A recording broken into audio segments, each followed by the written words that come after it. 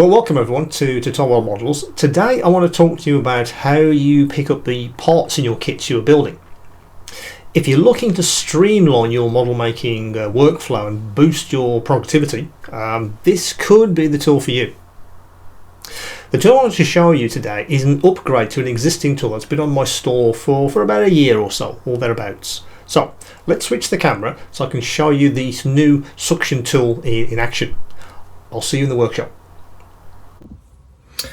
Well, okay everyone, here we are at the bench. We just have a swig of tea, as I think I'm just about to have a coughing fit. That's better. Now, what I'm always about with this store is thinking about what's next. You'll hear a lot of my comments across these videos about how I'm always looking for the next innovation. Take a basic tool, how can it be improved? How can it be pushed forward? Is there anybody out there that's designed something that is just better? What I want to talk to you about today, I feel, is just that. It's the next iteration. Now what I'm talking about is one of these guys. Many of you have bought these manual suction pickup tools, which have been on the store for a while. Massively useful. Have an application if you need to move around very small parts, or I think on the original video for this guy I talk about canopies a lot, when you need to put those in situ and you don't want to get your fingers anywhere near that canopy you spent a lot of time keeping clean or polishing. These guys absolutely fit the bill. Picking up small items and again putting them into situ. I've used one of these for a long time to put small parts into car engines, reaching in when it's in situ. Perfect for that kind of thing. I was looking at one of the many websites which I look at regularly. I often talk about, I look at allied fields as well. What I came across on, I believe it's out of electronics again. That's one of the fields I look at all of the time, electronics, because often some of their tools are absolutely applicable to model makers. It's also a tool which moves on this manual suction pickup tool to the next level. So what am I talking about? Let me put that guy down. What the tool is this guy. It's basically, I guess, an upscale version, or it's a suction tool on steroids, but they've motorized it. So what they've done is they've said, okay, if these manual tools do a job, and they do, absolutely, but what if we can upscale that? Can we make the tool more robust? Can we allow people to pick up heavier items and items which are certainly ideal for us? As I say, this comes out of electronics. On the packet, as you can see, they show the tool being used to pick up integrated circuits. But I thought, absolutely, anything like an integrated circuit or anything small in the electronics industry is applicable to model makers, because these items, like an integrated circuit, could be a model part. So let me get this out of the box and let me give you a demonstration of why I think this could be ideal for many of you. So you get the actual tool itself. Whoop. Yeah, I'll just kick that off then, because there's literally a button which you press all the time if you're not careful. I'll get to them in a sec. Again, it's pen-like, and often I go for lots of those kinds of tools, as you know, across the store. A lot of tools are sort of pen-like. Let me give an example. The grinding tool, which many of you bought. The sanding tool, which I'm having massive amounts of problem keeping in stock. As soon as it comes in, you guys buy all the stock, and so on. Lots and lots of things like that are pen-like, because I just feel that's what our hands are designed for. It is absolutely ergonomic.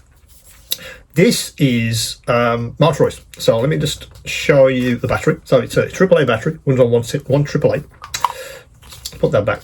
And it's basically exactly the same as this guy, but they put a motor into the actual thing that creates the suction.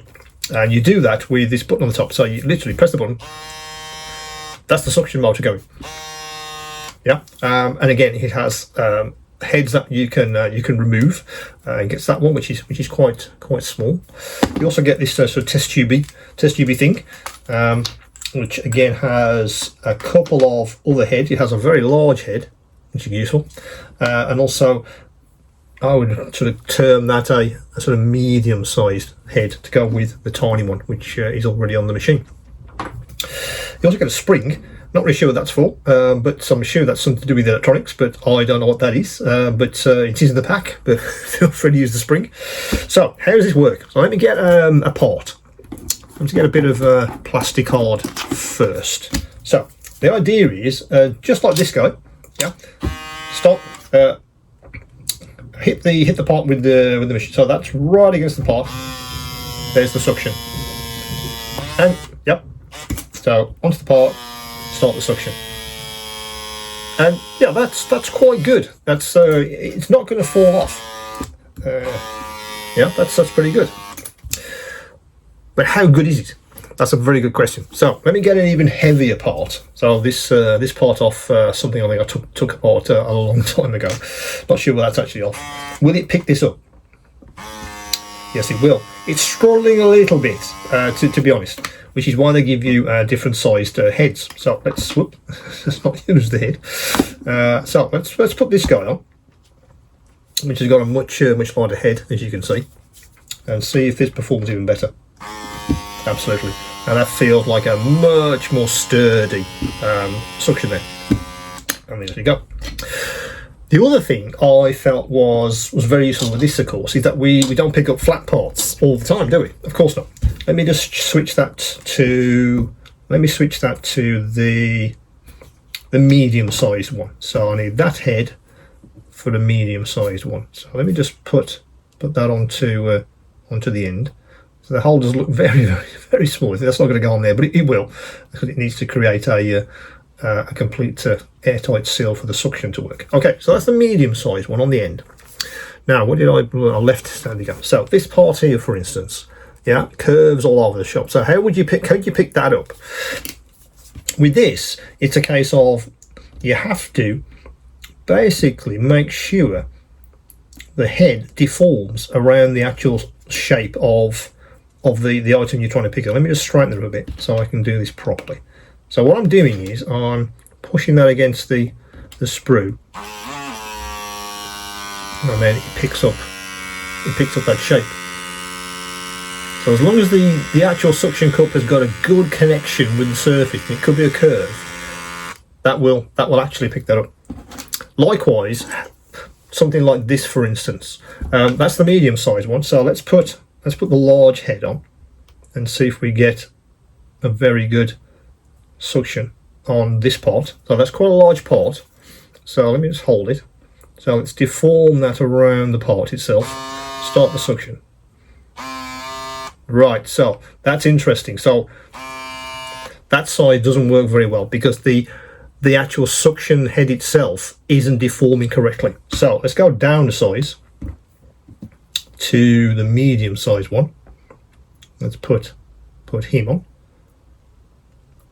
like that. Let's try that again. So let's deform it over the actual part, and it will. So it's important to match the part to the head, so it deforms across the surface to create that seal. I just felt that was the next step, really, because obviously with this one, all you're doing is relying on you to create that vacuum, and it absolutely has an application. I think I still reach for this for some applications, but when I want to pick up maybe larger parts, and I want to reach in maybe further than I can with this guy's solved the problem. Yeah, absolutely.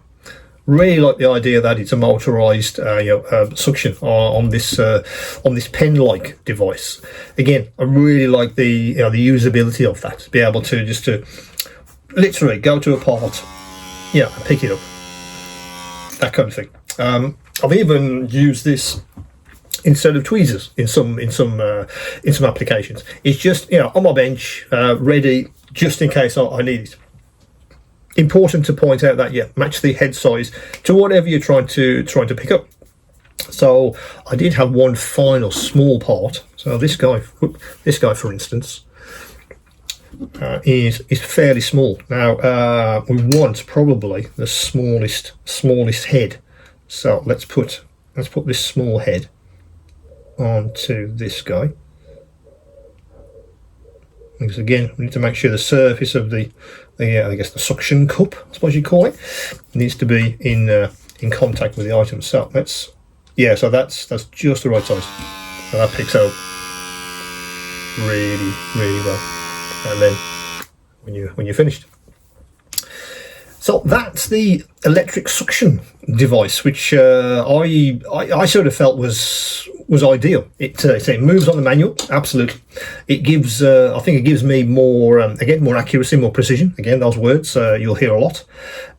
And it could absolutely fit into your workflow. It certainly fits into mine, beautifully when I want to pick up a part, and particularly into situ. If when I want to put something onto maybe a finished surface or something I can't reach at, or I don't feel confident with the tweezers, because how many times have you done that and then the part pings off and it's just gone, or you can't find it. We spent hours trying to find that part because the tweezers weren't gripping it properly, or you weren't gripping it because you're relying on you to close those tweezers to the right, the right force. Likewise, all you can really do is trying to create a suction with this guy. Well, with this, I just felt, because the motor's doing the work for me, it takes me out of the equation, and it just makes it more accurate. Again, the accuracy, the precision's there, which is why I really, really like this. So that's the new suction tool. It might be something you could fit into your workflow. It certainly fits into mine. As I said, still use the manual one. Absolutely, it is I think a step forward. It certainly has more applications with the electric version. But I still go to the manual version for some things. It's nice to have both on my bench. But that's the suction tool, which should be on the store as you watch this. As always, if you have any questions, any queries, do get back to me. So, do you think this tool could find an essential place on your bench? I really like that it's simple to use with a single button operation. Just one press and you're ready to go, making it incredibly easy to use. Well, as always, thanks for watching, and be sure to like, comment and subscribe for more in-depth reviews and demonstrations. Until the next time, keep on modelling.